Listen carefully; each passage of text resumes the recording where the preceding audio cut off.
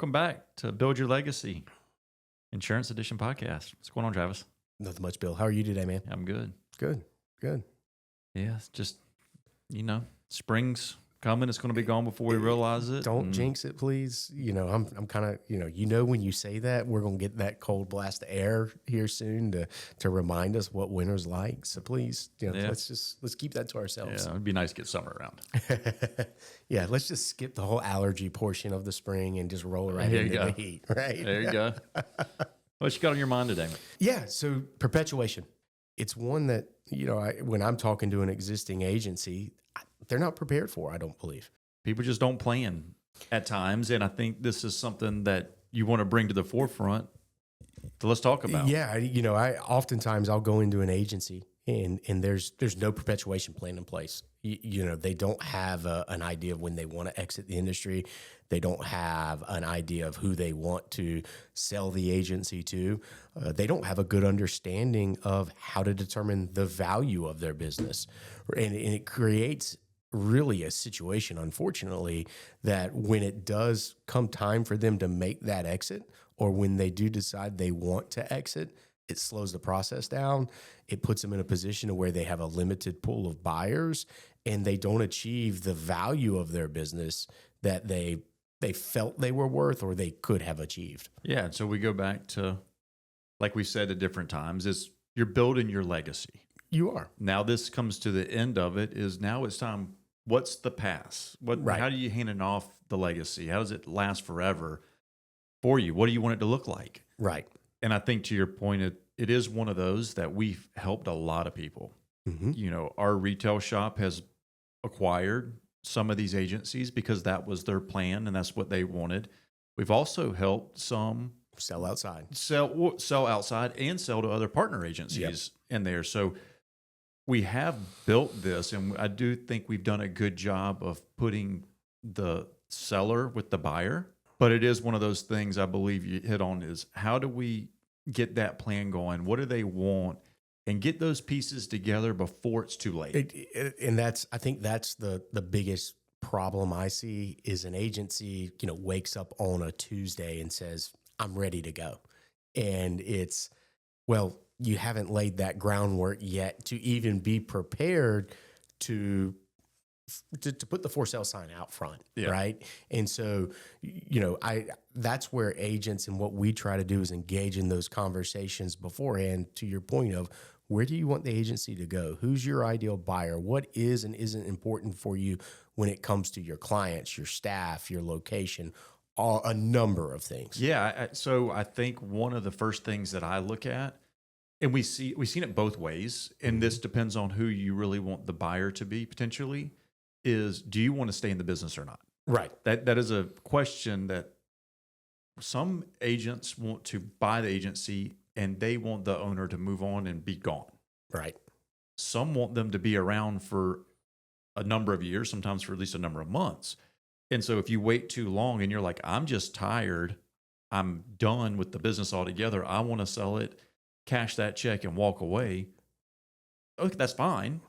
But it also may change the buyer. Right. You're limiting your options of who's willing to actually purchase your agency at that point. Right. So that you come out of the driver's seat a little bit with just that factor right there. Yeah. Yeah. I'd say the other side too is there's a lack of understanding because agents aren't planning their perpetuation. They struggle to understand valuations and what their business is worth. And they go off of what they hear in the marketplace. Right. Yeah, that's for sure. Yeah, for sure. And that creates a problem because there's so many factors, such as how long are you willing to stick around? But your carrier relationships are a big piece of that as well. We're not going to sit here and say, this is what your business is worth. This is a valuation. Take it to the bank. That's not what we do. Not at all. We certainly have ideas. We certainly acquired agencies and have helped. It is one of those items that if you start eliminating certain pieces to the puzzle, you are devaluing what you could be worth. And I agree with you. Most people cannot read the news and think they're worth the same as what's hitting the news. Right. There's just so many factors in those agencies that are getting extremely high multiples and values that a lot of agencies in the independent world just aren't going to see. Right. Right. And, you know, I think with those scenarios, oftentimes what you'll see is an agency that they might have one particular company that leads the way for them. Yeah. And let's be honest, some of these companies out there, if you actually look at their contractual language, they've got approval on who you can and can't sell to. Yeah, they do. Right? That Like you're stuck right there. that can shrink your pool. Yeah. Other companies, you know, they don't they pay attention to it. You know, we're the first to say that it's their decision at the end of the day. But if you've done the right things, if you've got the right book of business, if you're profitable, there's very rarely is there an issue in There moving. normally isn't. But to your point, if you're too top heavy with somebody, it could shrink your buyer pool a little bit, just because if you're X $1 million with somebody and everybody else is really small, if your buyer doesn't already have that market, it may be an uphill battle. Right. Now, on the flip side, it may be a good thing for the buyer going, hey, maybe I can get this carrier that I didn't have. But it is one of those things. There's a little more at risk when you are very top heavy with one carrier. Market could change, you know, renewals could come in, do something different. That carrier could choose not to partner with that person. Right. And so there is a bigger risk factor, I believe, when you're top heavy with somebody. Completely agree with that one. I would say the other piece with that is the type of business you're writing, I guess is the best way to put it. Commercial versus personal, size, those different types. Those are all factors that agents don't really look at, to where they struggle to be able to even provide the right snapshot for a potential buyer to make a true and fair valuation on their business. Yeah, I mean, and I also think that it does come into play. You said maybe it's a mix, to your point. That does change things for good, for bad, just depending on things. You got to pay attention to it. But it is also making sure you're not too concentrated, possibly for certain buyers, if you have too much that's not admitted or too much that's non-standard. Right. There could be some things there. Not to say that's bad, Right. but it's not going to help you on the positive side if you've got too much of it. Right. Right. You've got to find that balance. Absolutely. Yeah, we know that there's going to be stuff in there. Any buyer and seller understands that there's not admitted products in there. There's going to be non-standard stuff. Right. But you just don't want to make that the focal point Of the conversation. unless that is your focal point, and then that's a different plan altogether. Right. From there, you know, I think another thing a lot of agents fail at times, they wait too late, and especially for those that have staffing, how they structure compensation, those relationships with employees, you know, who they want to be employed, who they don't want to be employed. Yeah. I think all of those are factors in being able to fairly, you know, find that right dance partner. Yeah, and I think it goes back to a couple of points with that comment, and even the one before, is just if you wait too long and you're not writing enough new business, things start to slide a little bit. Then you could be a little top heavy with staffing, and a buyer go, well, you're going in the wrong direction. I'm not going to need everybody. So you got to be careful there. And not writing new business is not good, but I would say it's not all that bad all the time. But if you couple that in with you're not writing new business, the book's getting older, if it starts generating more losses, now all of a sudden you got a problem on your hands. So not writing that new business could trickle into other issues that you're really not paying attention to. And it's because you put it on cruise control and didn't plan yourself out accordingly. Exactly. And I think that it circles back to the very beginning. The biggest challenge we see with everybody is just a failure to plan, and just a failure to say, this is what I envision happening when I exit the industry as a whole. Yeah, I would say one thing I see as well is with agencies is there are a lot of agencies that are very loose with their financials, and which is fine if they've been running a business for 50 years and they just understand they spend what comes in, it hits the bank account, that's how they track what commissions they make. That's fine for them. But when you're trying to sell, there really needs to be some history. You know, not only the tax return, it's kind of like you want everything to match. Right. You know, you really want to get some kind of income statement from some kind of bookkeeper or CPA. So the tax returns are going to kind of flow with these income statements where you can see, yeah, they jive. And then if you pull in the carrier statements, and whether it's their 1099s or just the premium report that people can kind of back into, you want all those numbers to kind of gel. And it's good to have multiple years of them gelling versus just going, crap, I've been doing this forever just by a bank account and check and balance on my checkbook. Right. And now somebody really wants me to prove I have what I have. I made what I made. I think a great analogy in that scenario is when you go to buy a home, you've got to show employment history. You've got to show your tax history. You've got to be able to show that you've got the amount of money in your bank account for an extended period of time. Right. Why would preparing your business to sell be any different?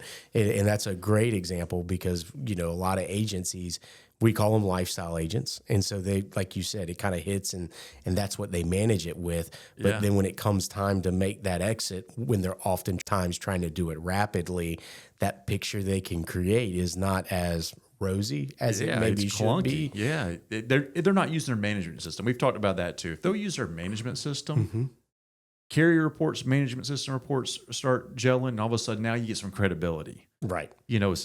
Income statements and tax returns start gelling, there's credibility. We can start trusting that. But when they're all over the place, and it's like, well, I don't know why the CPA did that, and I don't know why this report doesn't match that report. It's throwing some red flags that may prolong the process. Well, and I think that's we're talking about this in a small window. And what I see oftentimes is an agency's failed to plan. They look to make their exit, and they're not able to make that exit and achieve their true value at that time, and it's elongated.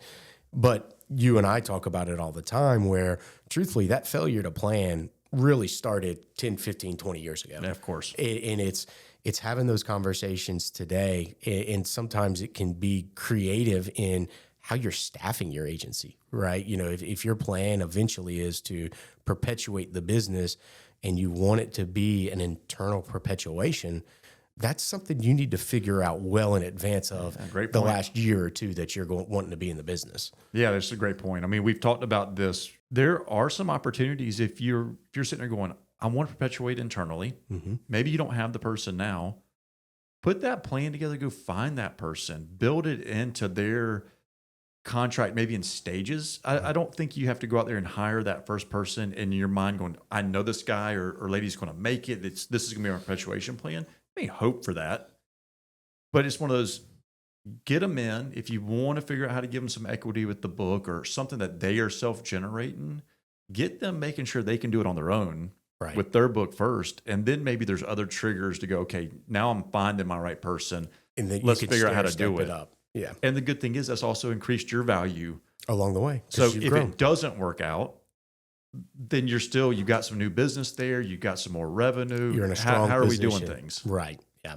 No, I mean, we talk about it all the time. Planning, right? And it's not always the topic that you want to talk about when you're focused so much on growing and starting and going to that next level as an agency owner. But this is the Build Your Legacy podcast. It's part of the process of securing and building that legacy. Absolutely. So I think we covered it pretty good, well, man. Okay. Well, then we'll get back here again here soon and do another one. Sounds good. See you, Travis. All right, buddy. See you. Thanks for tuning in. You can catch our Build Your Legacy Insurance Edition podcast on YouTube, Apple Podcasts, Amazon Music, Spotify, or wherever you get your podcasts.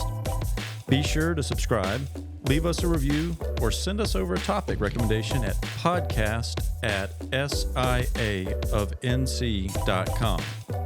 If you're interested in learning more about what we do, visit us online at www.siaofnc.com. We hope you enjoyed our newest episode. See you next week.